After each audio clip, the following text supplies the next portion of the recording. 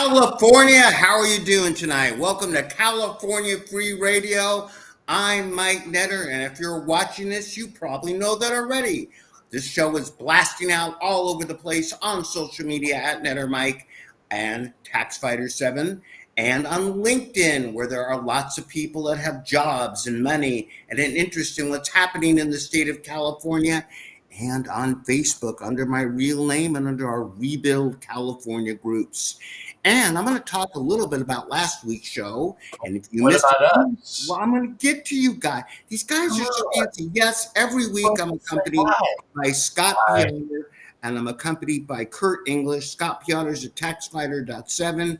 Kurt simply lurks in the background. He actually does amazing notes each week, and as you could tell, is ready to dive into the ocean at any moment.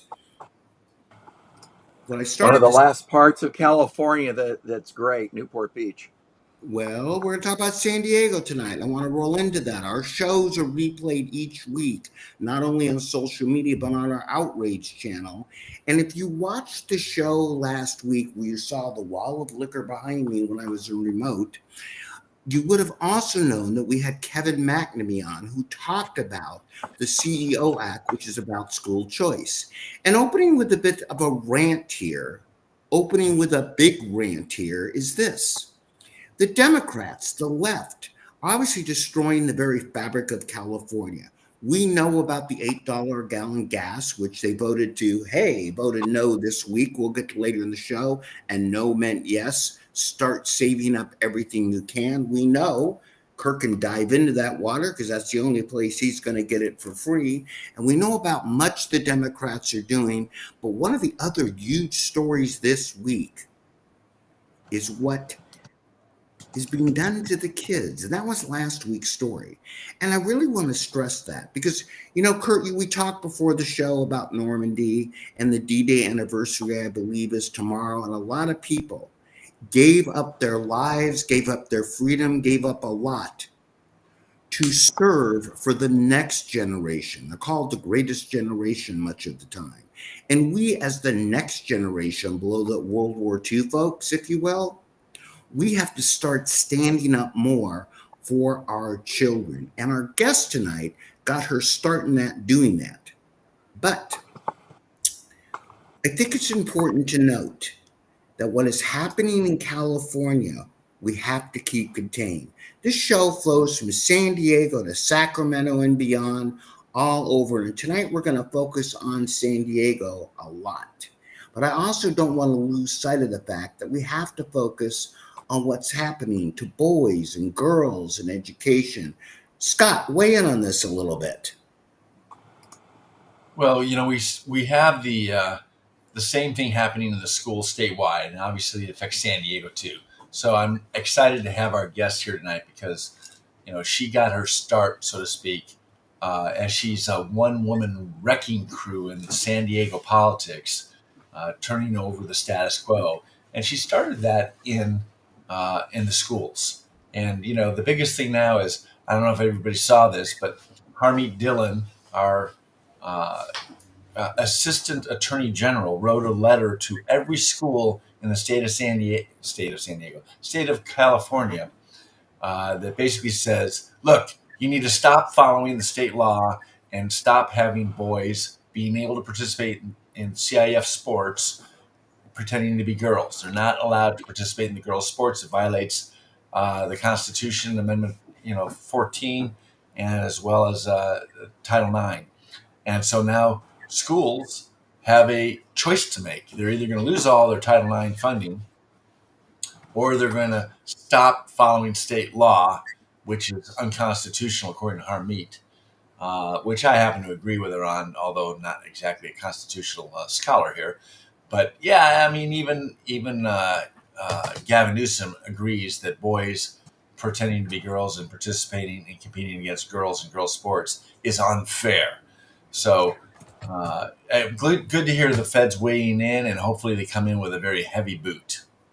And Nicola, we're ready to go tonight and take no bull. And speaking of constitutions, Kurt, being a lawyer before we bring our guests in here, I used to yell out on stage, have you read the Constitution? And I love it. And I still do from time to time, depending on the audience I'm in front of, and people go, yeah. And I go, oh, I'm sorry. I meant the California Constitution.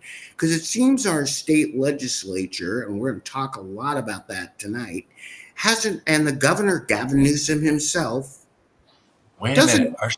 Our state has a constitution? they don't seem to know that. They don't seem It to does, obey yes. constantly for that. And Kurt, it seems they violate it or try to get around it all the time, doesn't it? Well, they don't care. The Democrats are interested in power. They don't care about rights. They don't care about the Constitution. They want to run a dictatorship. 100%.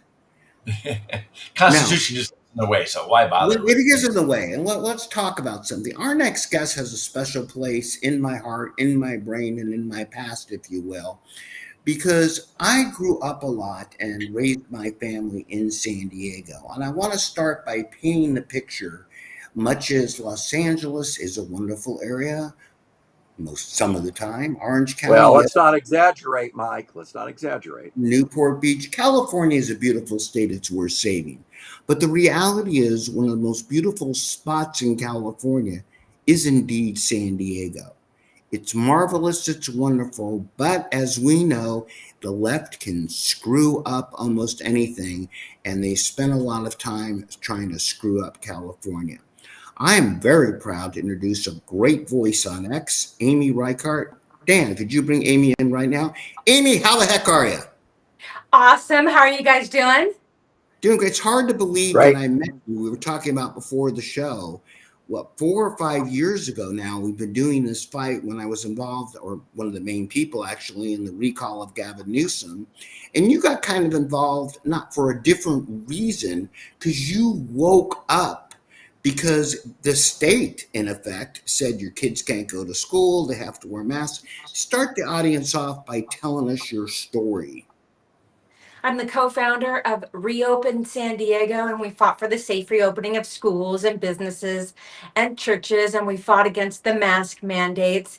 And we wound up suing the city of San Diego in federal court because they passed an unconstitutional ordinance saying that if you didn't get the COVID shot, you couldn't hold elected office, and we won.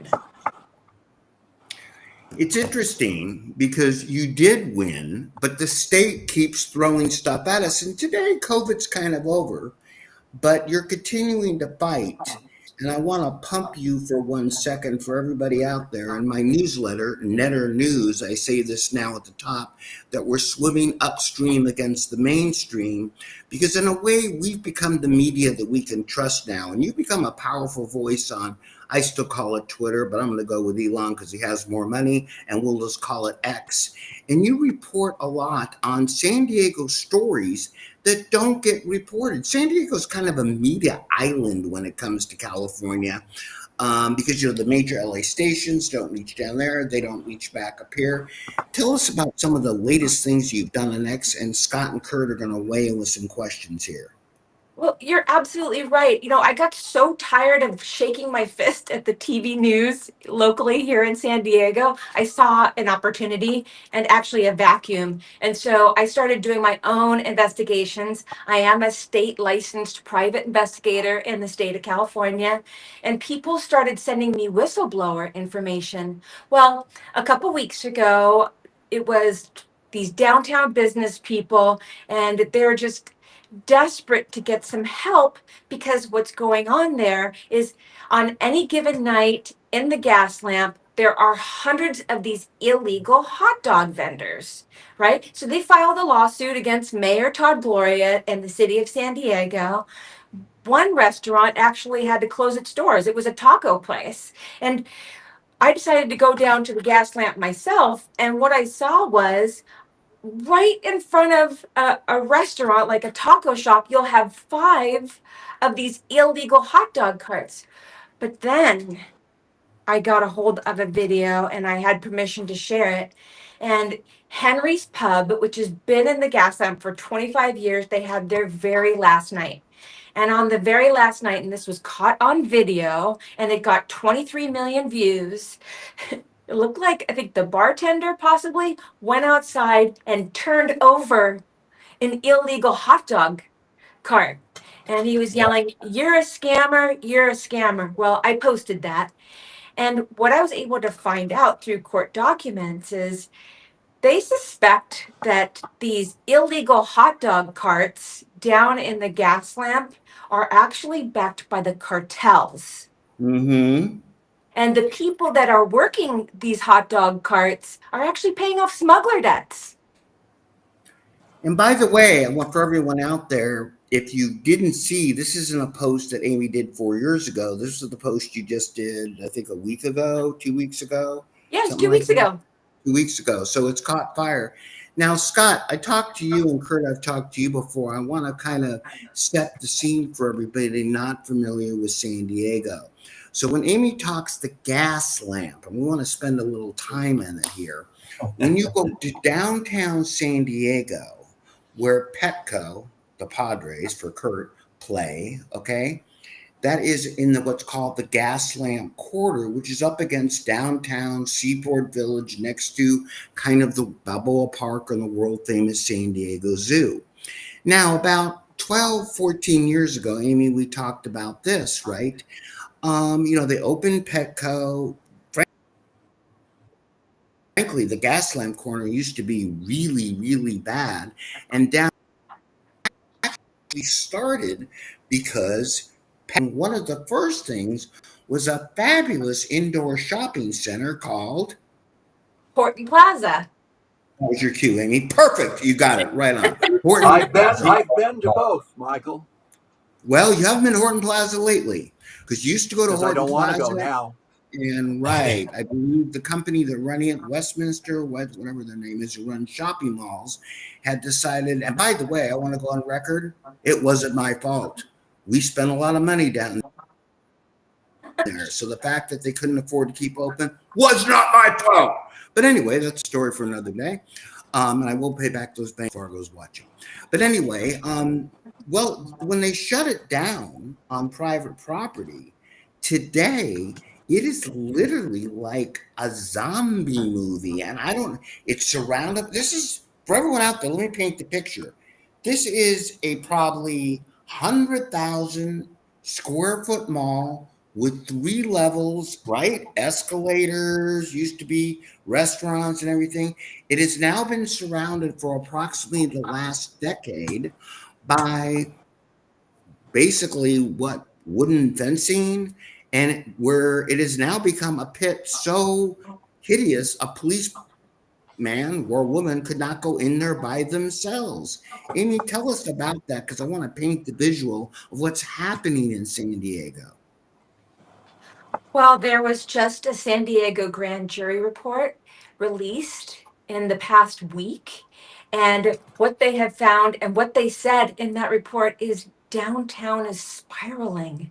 So, what we're seeing in San Diego, a blue city, is what we're seeing up and down the coast of California. Every single one, San Francisco, Los Angeles, San Diego, is just ravaged by the despair of homelessness, open drug use, and yes, those illegal hot dog vendors. But it's the violent crime, and violent crime has increased by 17% in our downtown Gaslamp area. Is it a sanctuary city? So San Diego is not a sanctuary city. Our county is called a super sanctuary county, but we were just put on the list by the Department of Homeland Security. They put out a list of 500 jurisdictions, cities, counties, states that are not complying with the federal government because they are sanctuaries. So the city of San Diego, though not a sanctuary city, is following sanctuary state law of California. And in San Diego, just for reference, the way I understand it, because of COVID, the offices basically were empty during COVID, and they've really never recovered. You have huge amounts of vacancies in your downtown office space, which Horton and the Lamp District were kind of fed off of those districts, right? And the other thing, I was a councilman in Newport Beach. We had similar problems with food trucks and illegal vendors. Here you got these restaurants that spend literally hundreds of thousands of dollars or more, building a building, paying a lease, having insurance, paying the property taxes and the tourist taxes, dealing with the health departments and all this stuff. And then these food trucks and hot dog carts come in. And I mean, we use hot dog carts generically, right? They could sell tacos or whatever, but they don't do any of that crap. They don't pay rent. They're not paying, they're not dealing with the health department. You really do take your life in your hands sometimes going to them to eat. And so all of a sudden they're able to compete on such an unfair, unlevel playing ground. It drives the bars and restaurants out of business. And that's what you found, right? Yes, and of course, it actually started at the state level because there was a Senate bill that was passed that Gavin Newsom signed that basically decriminalized illegal vendors, saying that most of these vendors are marginalized people and immigrants. So it's totally unfair. It's totally unfair to these businesses. And let me tell you, every single one of these hot dog carts is from Harbor Freight Tools, right? So it's not even like a legit cart or anything, and it's they're serving up hepatitis A on a bun with a side of E. coli. Okay, I got to ask you a question. Is the E. coli extra, or can you buy it in a combo? These are $10 hot dogs, by the way. These aren't even cheap. Don't ask what's in the mustard.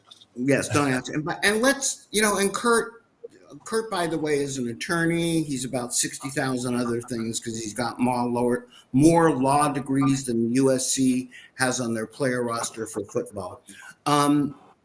Kurt, how that'd be 85 for your reference, Mike. Thank you very much. And Kurt, how in the heck does government?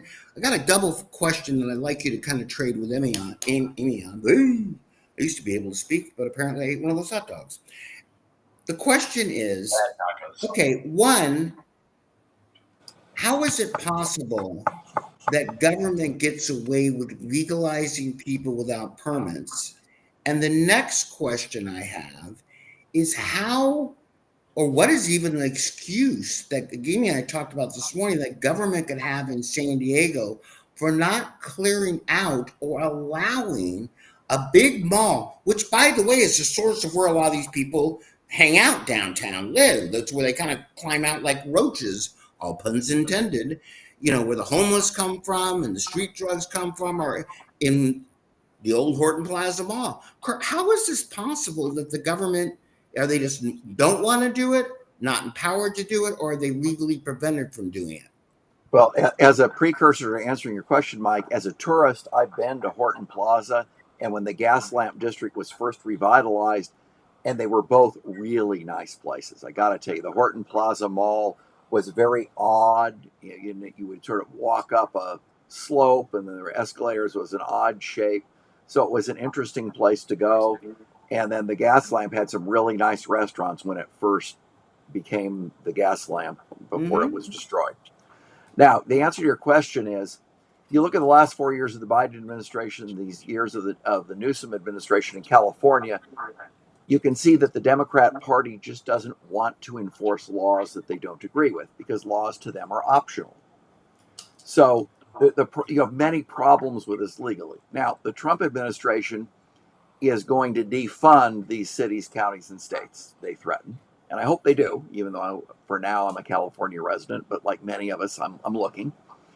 And when they defund them, there's going to be enormous financial pressure on these Democrats, cities, states, and counties.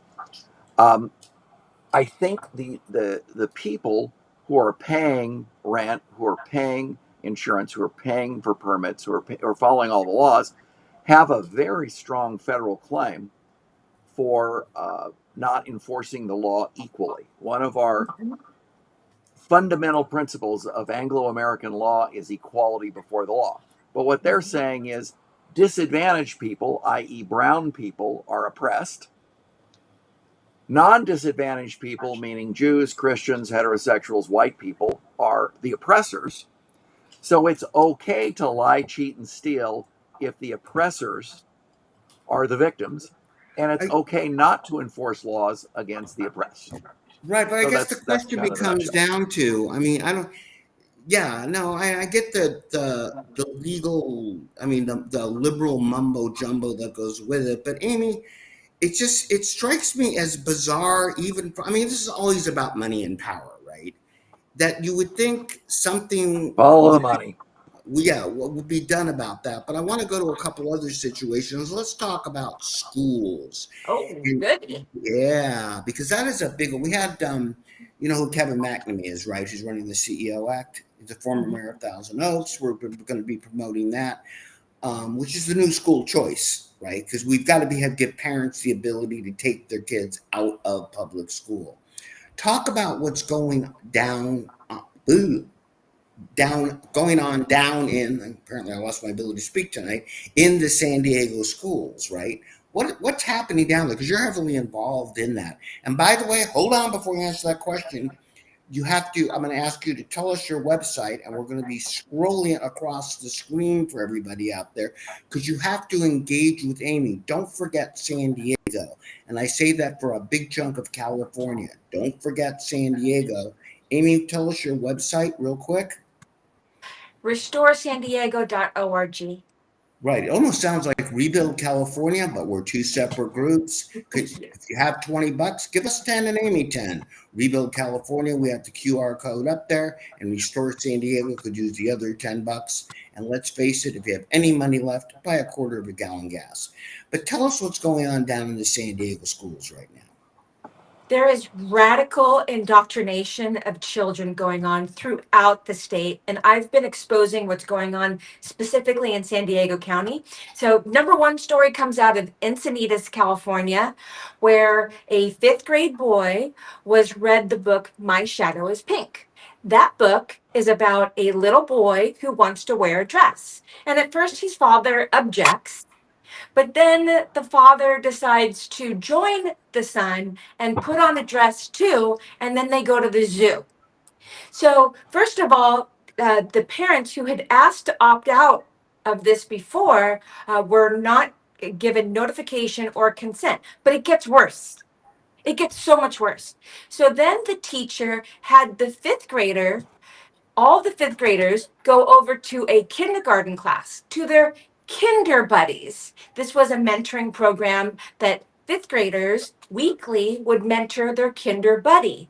At that point, then the kindergarten teacher showed basically a movie, a video audio of the same book, My Shadow is Pink. But then it gets worse. Then the teachers had all the kids go outside and they asked the fifth graders to go over to their kinder buddy and ask them to choose a chalk color that represented their shadow and then ask them, what color is your shadow? And then using the color that they say, draw an outline on the concrete. Well, that is now a federal lawsuit now. One quick second here. Dan, I've got for our producer, I probably should put this on the chat, but I'm too lazy to type, and I did go to public school. Sound levels up a little bit because I'm getting some on Amy and our just in general, maybe tweak the sound up just a bit. I'm getting some people saying that we have like a level on. How long ago was this? The pink shadow thing. How long ago was it? That was May of last year, and it's in federal court right now. And the federal judge, although the case is not over, he just ruled. So, also just to backpedal just a little bit, the state of California says that parents can opt out if it's a health lesson, but they can't opt out if radical gender ideology is snuck into history or math or science. And so just regular science. So what happened here was the federal judge ruled that these parents could opt out of all of these. So that was a very promising sign, but I've got other worse stories too. We've talked about state law allows you to opt out if it's a sex ed curriculum or item. Correct. Yes. But if they're teaching about LGBTQ, then they're not teaching about sex with LGBTQ, then they cannot opt out. They're not allowed to opt out. The teachers don't have to offer them to opt out. But that's really good news that this federal district court basically said, no, the parents have an option to opt out. Sounds to me like we need a nationwide injunction by that district judge. Bring it on. So what's going on now? What's the latest hot button in San Diego? So it's just more school stuff. There was an incident at a Carlsbad High School where a transgender activist was invited to speak by a club. And the transgender activist was also the director of a medical clinic that performs gender affirming services to minors. When parents looked through this person's Instagram, they found, I don't even know, I'll probably get censored for saying the kind of images that were there. But because of the parent outcry, He has some strange name too. I'm trying yes, to remember. Mita Beach. And Meet Beach. parents asked if they could be It there. sounds like a porn movie name. Yes. It is, I'm sure. Parents asked if they could be there because he was going to be speaking at the school cafeteria during lunch. And the principal said, no, you can't be there. So California says it's inclusive, but the ones that they're excluding are California parents. Are the parents? This is outrageous. This is outrageous and unacceptable. Are you finding parents are gathering, organizing, and getting more upset? Is this a bridge too far for parents in San Diego? I get messages about this every single day. People are sending me screenshots and videos. Another controversy is Gavin Newsom wants to require ethnic studies for kids to get a high school diploma, but that's not going to be for a few years. Well, San Diego, which is always happy to like opt into these things early, right? They decided to make ethnic studies a requirement to graduate this year. Well, these ethnic study classes are. We lost Amy. She was censored. He was These are ghosted by radical Marxist Amy. ideology lessons, and parents send me these screenshots and these videos, but they want to remain anonymous because they're scared. And one of these lessons was all about whiteness and white privilege. It was ridiculous, and I want more parents to stand up, but they're afraid. I want to jump Yeah, Amy, in. what I would advise kids to do as a lawyer and a parent is, if that had happened to me, I would have stood up in class, been as disruptive as possible, dared them to expel me so I could sue everybody personally for civil rights violations. This will end when we rain down hellfire and brimstone in the courts and in the school board meetings and the elections, and we fight harder than they are. This is outrageous. Well, we lost Amy here for a second. She'll be back. I want to take a step back and actually go over what Amy said there. I work with a group who's trying to get no on A and B, which I believe is being voted on today, Kurt, in Huntington Beach, or yesterday or this week. No, on June 10th. June 10th, When? and also the school board special election in Newport Beach. Two big ones. Okay. Next Tuesday, Huntington Beach. Okay. Oh yeah, Huntington Beach. Of course, got a school board. And one of the people I'm working with, Karen England, the Nevada state, she is out of another state. She goes all over the country. And I really want you to grasp what I'm about to tell you next. And I want the audience to hang on this for 1 second. She called in, the Nevada state legislature is trying to pass legislature to make some of these books, is the best way to put it, good for students. This is kindergarten, and okay. Can you hear me, Amy? Amy, you're there? I can. I'm back. All right, I want you to hear what I had to say here. So I want to go back to the pink dress book for 1 second to really put a shocker, because I got shocked last week. And as an old guy, I don't shock easily, except when I wake up and look in the mirror and realize my eyes are still open. That's shocking. But outside of that, what I tell you next is even more so. So Karen England who I'm working with and other groups to get the No and A and B, so these type books don't get in the Huntington Beach Library and in our schools, testified last week in the Nevada State Legislature. You may have heard about this, who was had up for vote to authorize these type books. She read these, like half a chapter from these books. I cannot repeat the language. I mean, I really cannot repeat the language. I can't even put the language on X or Facebook. There is another woman that has it up in a video, and I'm going to repost part of it and send you outside my social media. It is literally so obscene. My mom, who was a San Diego Unified teacher, wouldn't have washed my mouth soap. She would have cut off my tongue. And I'm really not exaggerating. Mom was tough. Okay, with these words that we're telling these kids. When you say, when is it a bridge too far? It's a bridge too far now. My opinion, here's part of the problem. The pink dress ones get through a little bit. But when some of the kids hear some of the language in these books, they can't even go home and the Christian kids and the well-raised kids, which are most of them, and repeat it to their parents. It is beyond,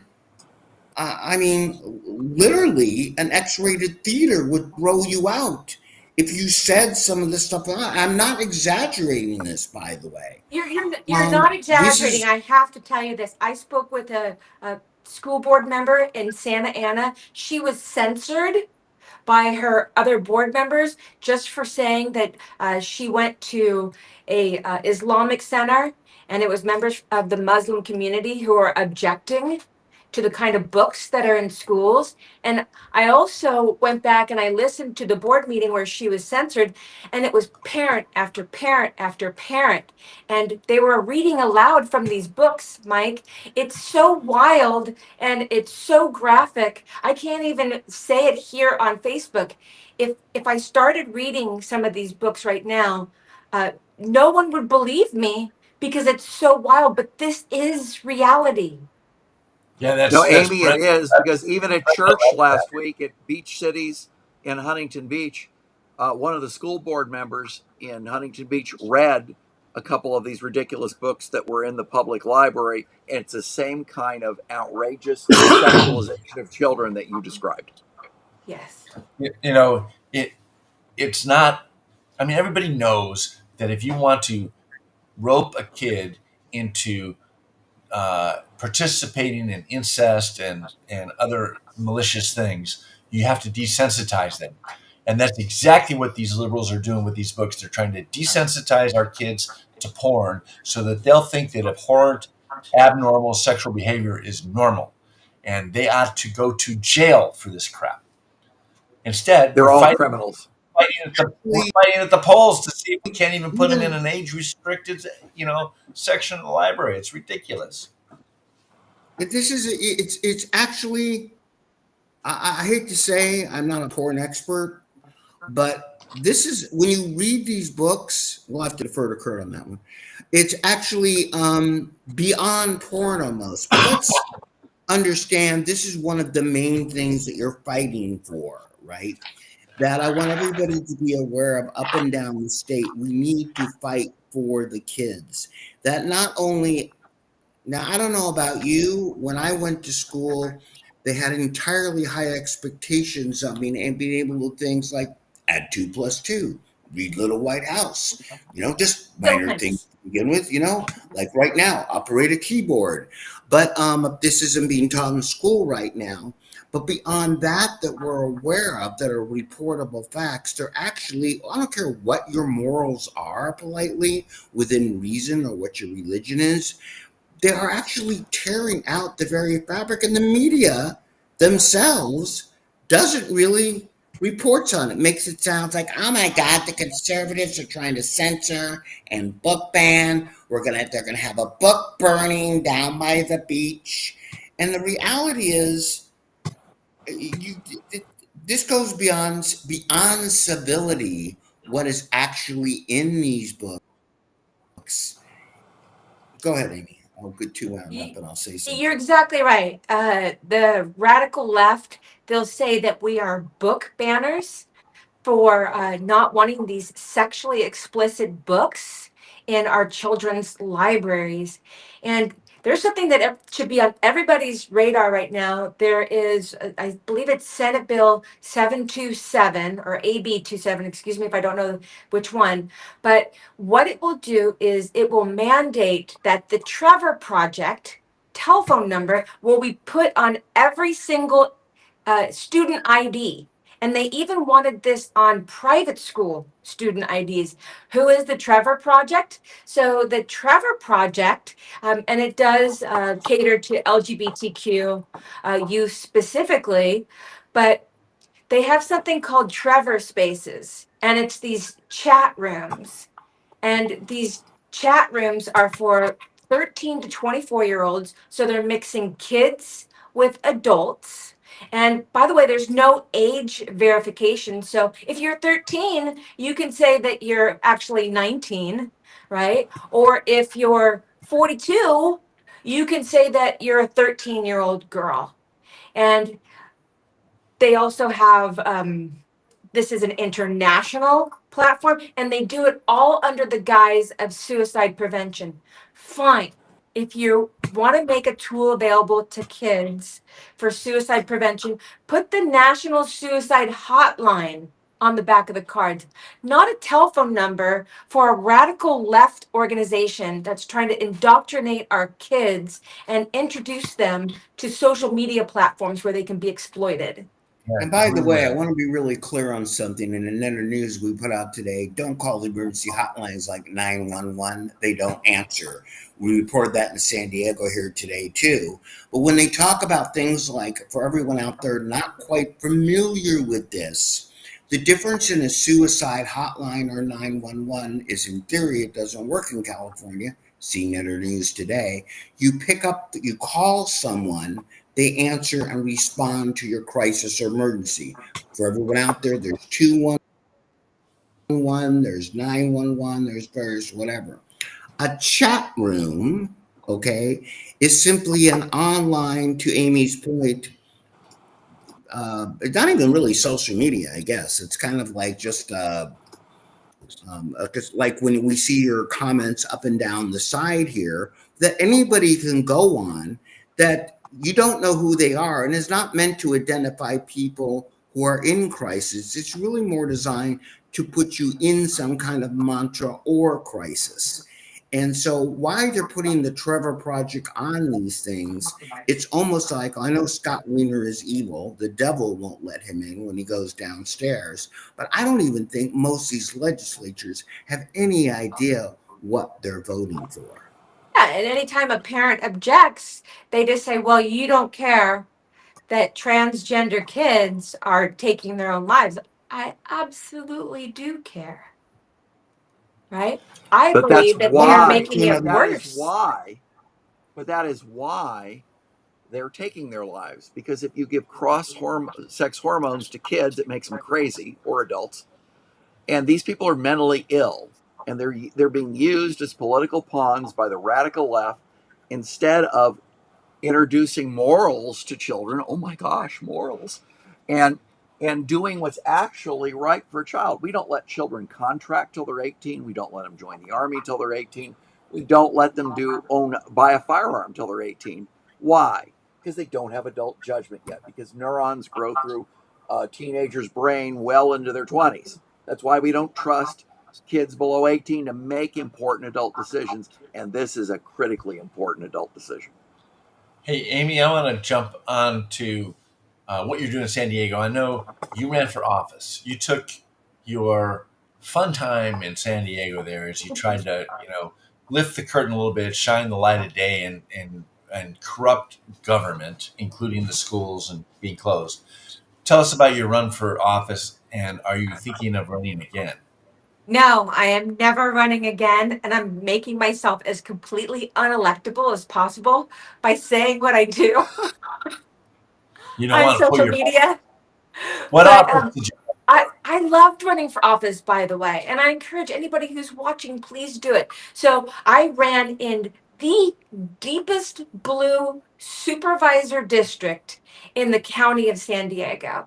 So the redistricting lines were redrawn, and in January of 2022, I found out that because of redistricting, I was in Nathan Fletcher's district. Nathan Fletcher was, and I'll tell you more about this later, was the most powerful man in San Diego County and the heir apparent to Gavin Newsom. So I had a short runway to run for office because it was just redistricted. I had from January until November to raise money and run. And I was in a D plus 30 district. And anybody who's listening, that means the Democrats outnumber Republicans in my district 2.5 times to 1. It is not a swing district, not even close. But it's a I was- nonpartisan race. it is a nonpartisan race, but that doesn't matter. People vote blue no matter who, and the same thing goes for red too. Is Nathan Fletcher in jail yet?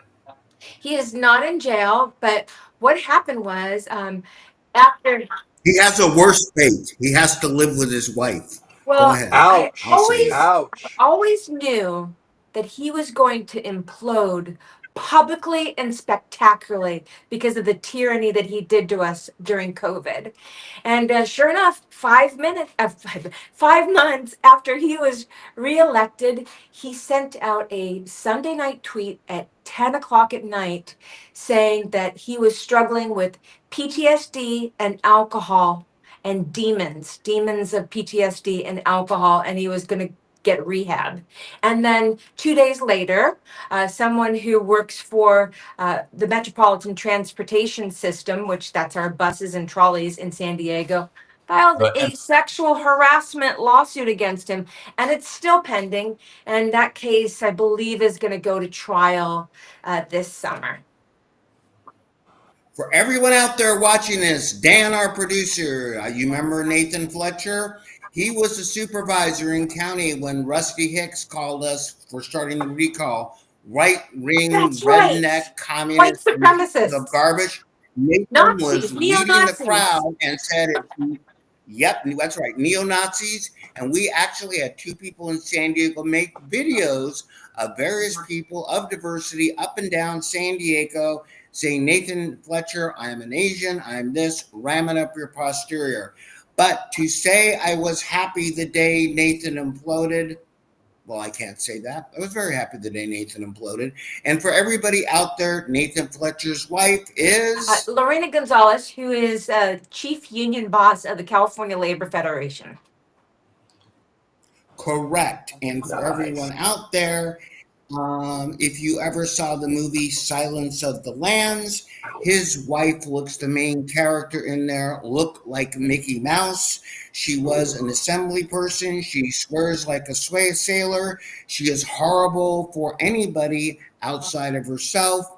And Nathan Fletcher is actually, and I'm going to say it because it's out there, been accused, not proved, because we don't have that video, but of course, maybe it's one of those children's books, of having various affairs on Lorena Gonzalez. And I'm sorry, Amy, I just have to rub that in because Nathan Fletcher publicly had personal words for Mike Netter. And so now I'd like to give my official response for everybody watching.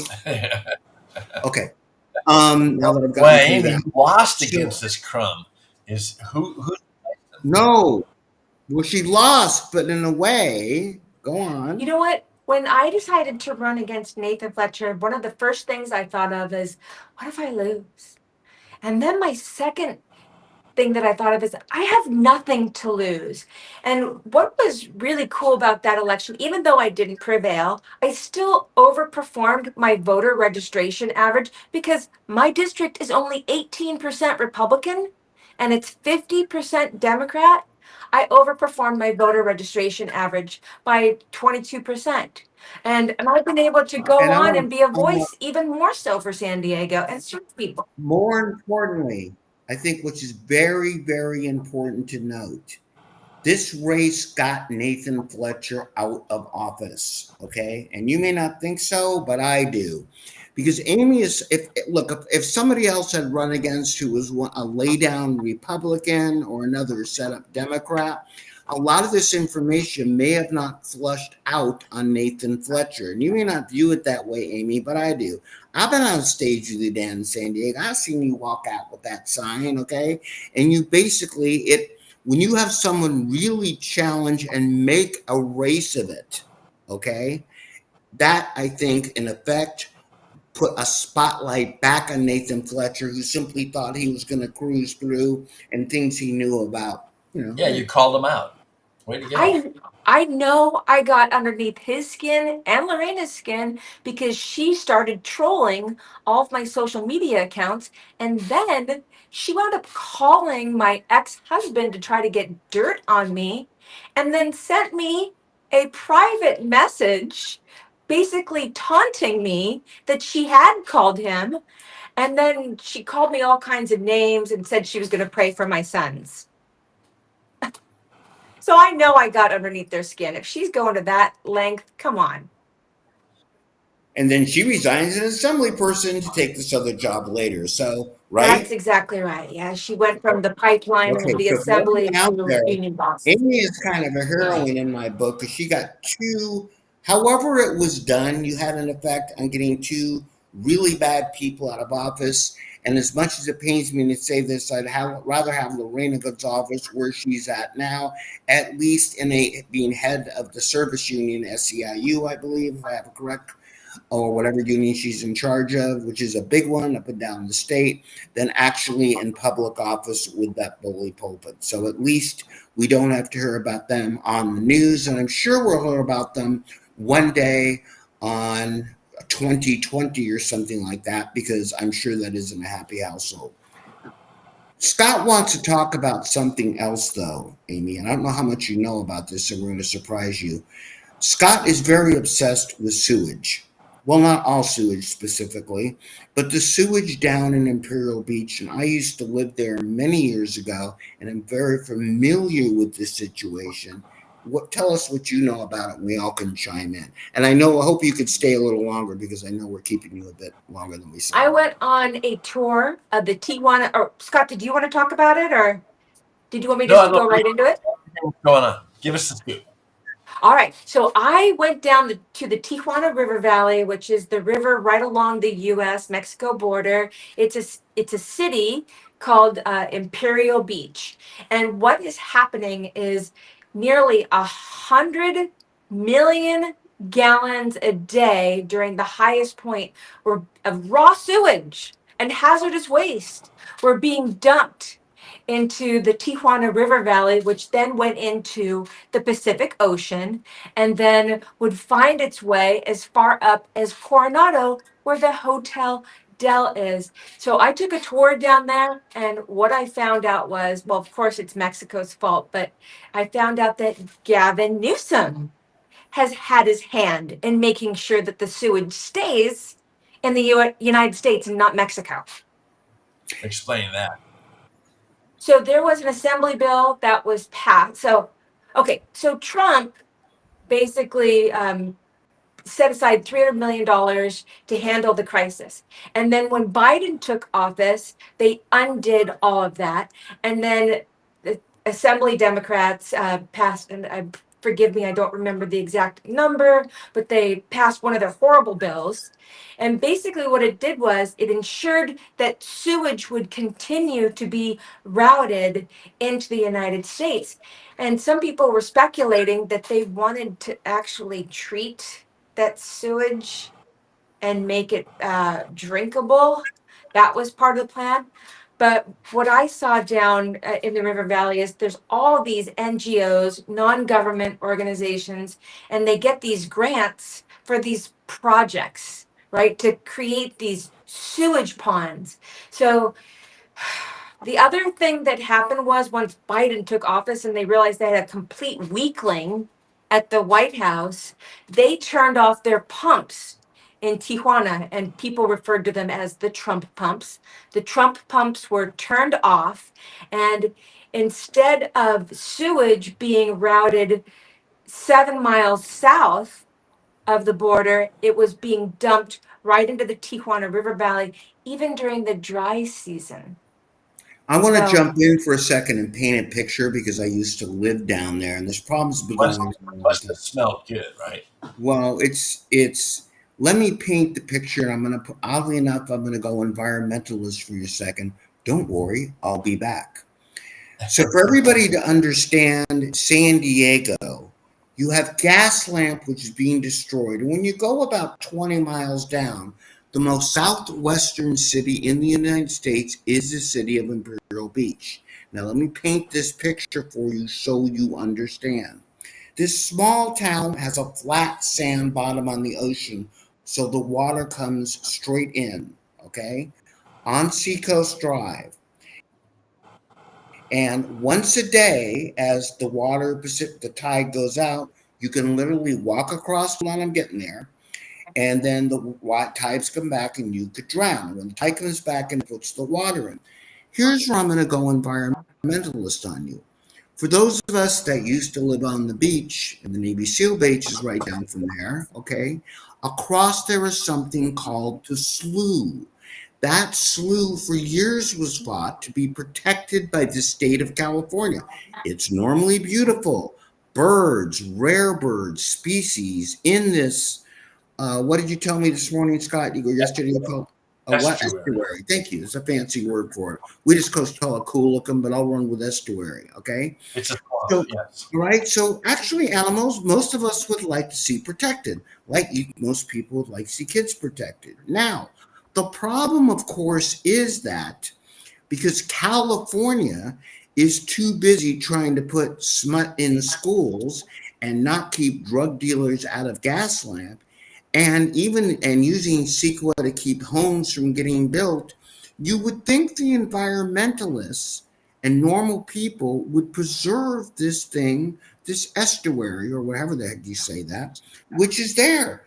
Literally, this sewage goes into the ocean in Mexico, comes in by the ton once a day, moves up through this small inlet, which you can walk across. It goes up to barely your knees, and it's flushed into this thing that looks like a mini Florida Everglades, but it's probably like 300 or 400 acres, and kills the wildlife. Not to mention what it does for the humans, because when I lived down there 40 years ago, it didn't quite smell as bad, but smelled pretty bad. After 40, 50 years, it smells a lot worse. This is the part which really boggles my mind. It's like, the people down, the conservative people, any people who live down in IB, environmentalists, the Auburn Society, for God's sakes, National Geographic, should be up in arms about what is happening down there, and it gets no pub again from the mainstream media on a regular basis. Go ahead before I blow my head off.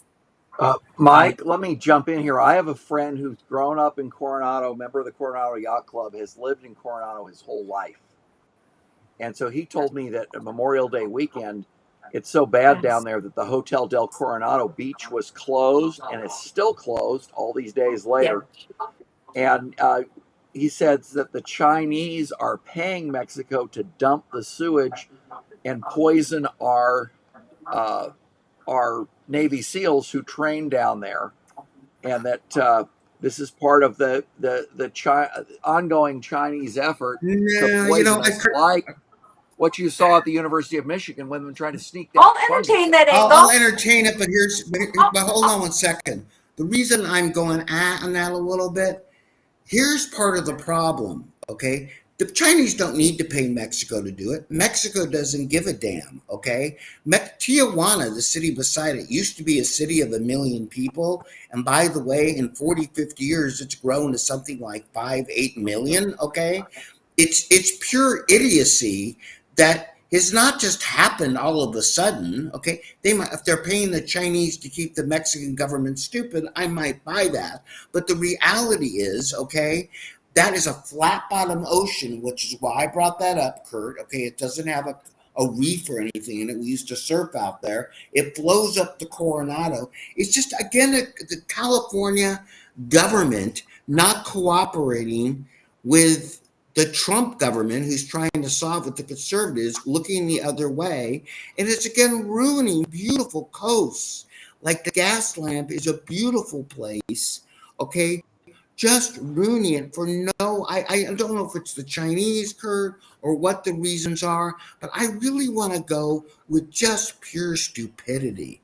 And the fact that there isn't a lot of money in cleaning up the sloughs, okay, except for whatever. NGOs. Well, here's why I'll entertain the angle. So across the border, on the east side of Tijuana, that's the Otay area, and they have what's called maquiladoras in Spanish, which are factories, right? And so these are a lot of foreign ones from Japan or from China, and they're able to dump hazardous waste in Mexico, which then winds up in the United States, that they would never ever be able to dump directly into the United States. So I'm not sure that they're paying off Mexico. Who knows? I mean, I'll tell you the what, word for bribe is mordidas, so maybe they're, but the beaches have been closed in Imperial Beach for 1,000 consecutive days. Wow.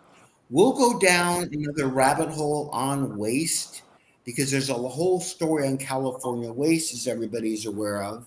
California doesn't produce less waste. We simply, the Coastal Commission, Don, that you're asking about, does absolutely nothing because they would say, oh, nothing we can do about it, and it's international, okay? We need to do a whole other show on California because it's coming out a lot of the time. California actually has been shipping the majority of this non-liquid waste off to Arizona and Utah, who are now starting to give the New York salute to California. So we're going to do a whole other show probably on the Coastal Commission, etc.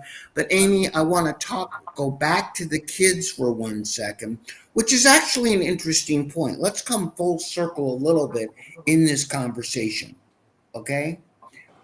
When I was a small child, yes, indeed, and we took wagons to school, okay, and I would say walk in the snow, but the reality is they used to not try to pollute our minds by occupying us in school with these kinds of books, but took us on things. Anybody remember the field trip?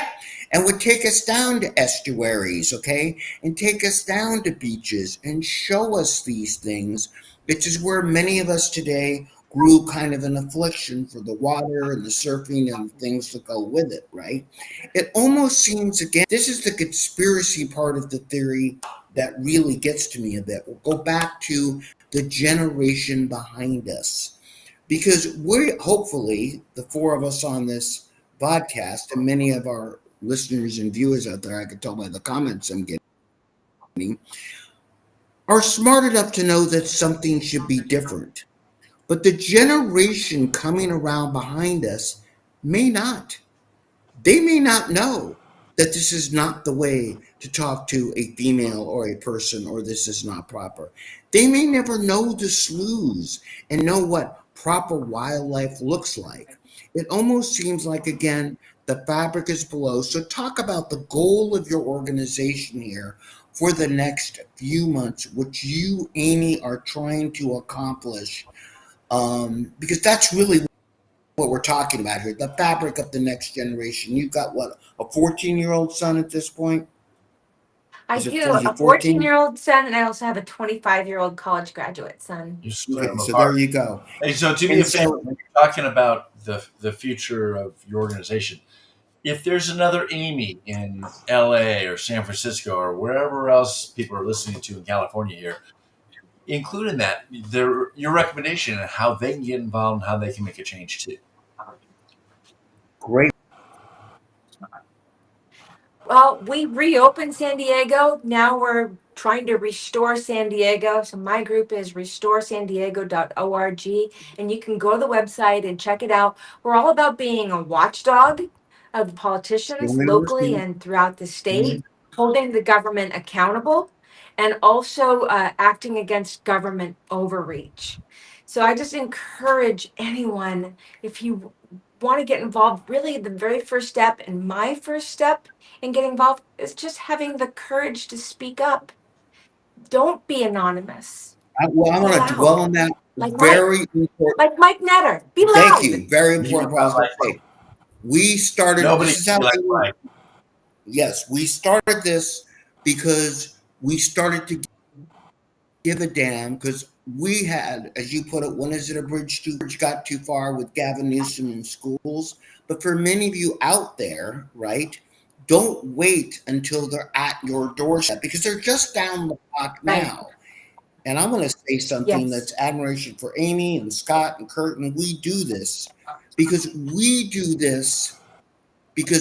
understand everybody out there, you have to do it too because this just in, no one is coming to save you. If you think that magically, okay, the next gubernatorial election, whoever we elect, if you think magically that the taco groups up and down the streets or stands are magically going to be cleared, it's going to go away. If you think Donald Trump is going to send in Robert Kennedy and Merlin to clean up IB, it doesn't work that way.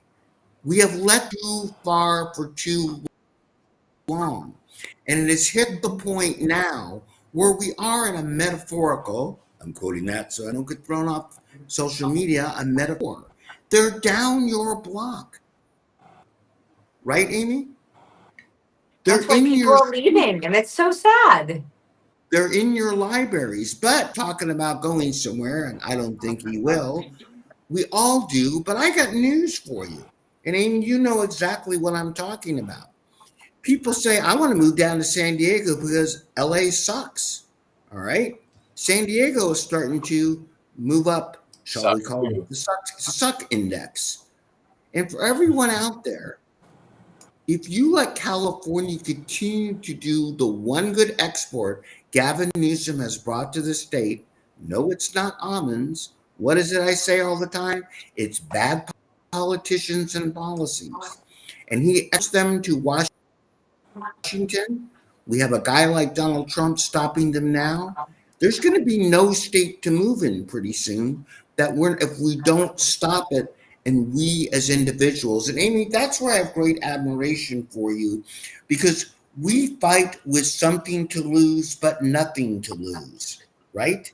So Scott, speak up, go on social media, do a Netter News, it's at the top of my newsletter, start your own newsletter, do something, become your own media. Amy, where do you get a lot of, I know you're a private investigator, okay, but that doesn't mean you went to special private, investigator school, took a secret oath, you all meet in a room once a week, okay? You get information like I get information, and by the way, I'm a nobody, okay? I'm no license or anything. I think I still have my driver's license. I'll find out next time. But I get information because we're active, because people send us things that are our job to broadcast them, right?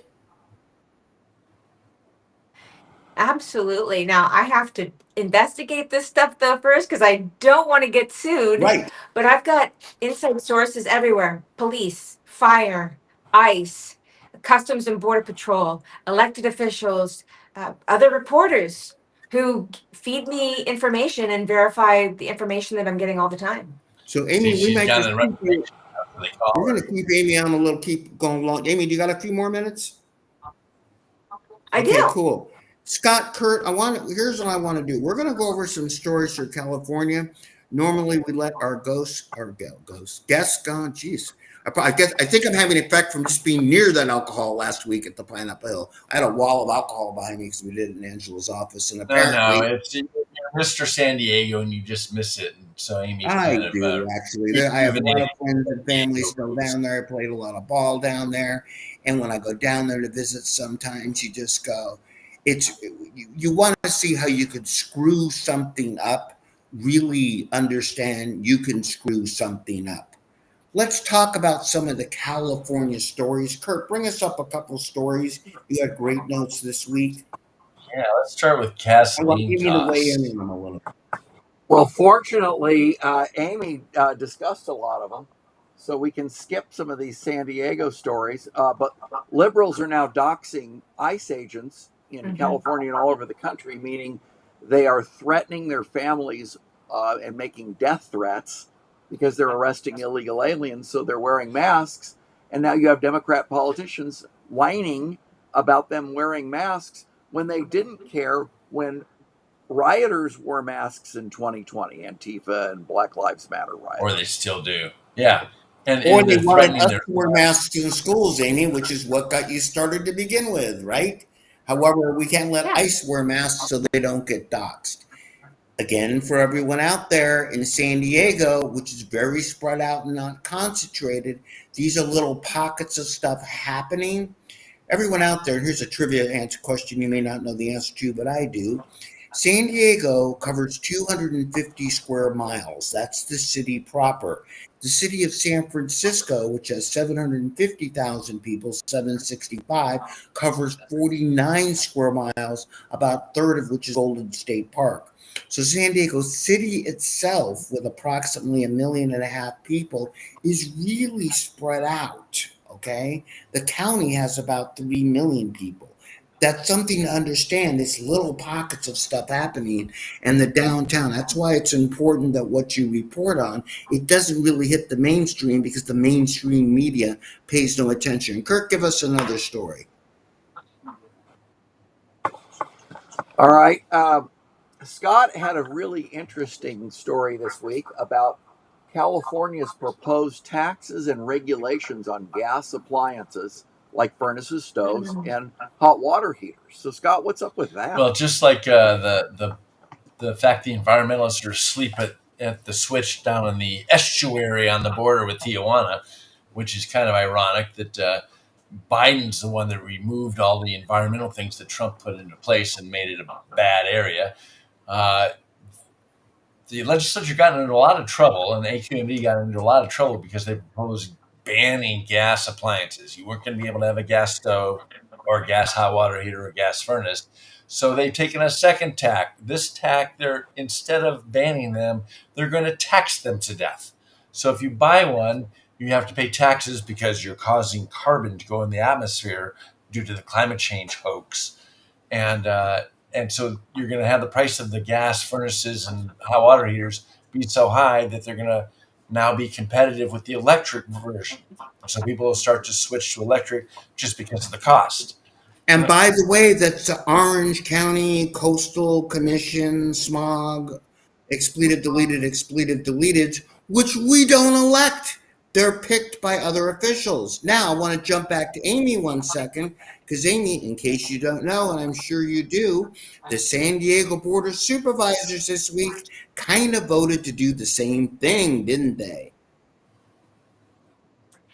Well, it's always just one thing after except for another. Desmond and a couple Republicans, but got outvoted 3-2 by the Democrats to pass that gas stove ban. That's right. So Jim Desmond tried to bring forth a measure that would have taken a stance against the increase in the gas tax, and of course, the Democrats voted against it. Okay, hold on. This just in, because I'm getting a lot of questions. This is my X feed today. I'm going to go off topic real quick before we end the show in about 7 minutes about picking a side in the fight between Elon and Trump. No, we don't. Okay. And the reality is the richest man in the world and the most powerful man in the world, they're both going to be just fine. And they're really both in our corner. And at the end of the day, my humble opinion, and I was wrong once before, but it was the 80s, I was drinking, is that this is a little bit of a stage show. So the press runs to this because it's great theater, if you will, and they can fight all over the place for what they want. But normally our focus isn't necessarily national politics because we do focus on California. Gavin Newsom fighting with his wife and Nathan Fletcher fighting with his wife are certainly things I'd look to be more explosive in the long run versus Trump versus Elon. Now, let's roll to a couple final things here, okay? Couple final things. Amy, All right. Kirk, give us one more story. We got 4 more minutes. All right. Now, Amy talked about what the homeless and the illegal aliens are doing to destroy the gas lamp in San Diego, but the same thing happened in Los Angeles, where a doctor had to close her medical practice because there were homeless encampments on the roof, and they were harassing and terrorizing the staff and the patients. Huntington Park. What happened in Huntington Park to this doctor is that it actually started for everybody out there. And this is why gas lamps are important here. I'm going to respond to this one, okay?